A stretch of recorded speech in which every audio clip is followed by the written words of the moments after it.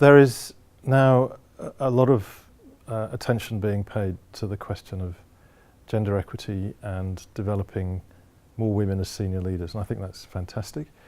So I think the first thing is to ensure that you're aware of what is actually available and what is being done.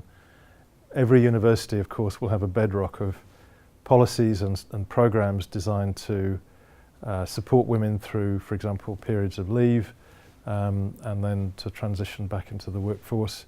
But every university will also do it slightly differently, so don't assume that because you're familiar with the environment in one institution that it's going to be the same in another.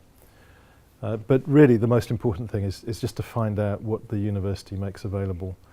And sometimes it can be quite distributed across an organisation.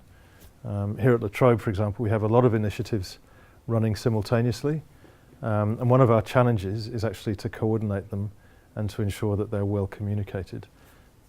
So I think making sure you know what's there is really important. Another piece of advice would be the importance of not just mentoring but sponsorship. As part of my role as a male champion of change, I've spent a lot of time talking to women at all levels of the university, and I've asked them what would be the one thing that would make the biggest difference in your career, or for the more senior women, what has made the biggest difference in your career, what's enabled you to get to where you have.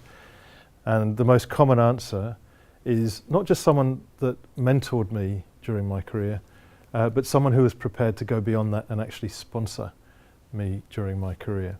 And what that means is someone who's actively looking out for your next move, is advising, drawing opportunities to your attention, and then being willing to put a strong word in on your behalf. So it's more than just mentoring, it's that more active sponsorship that I think seems to have made a lot of difference for a lot of women.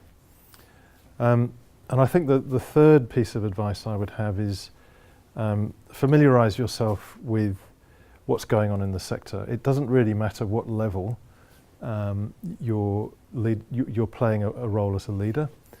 You always really need to have a good understanding of the broader forces shaping universities and the sector.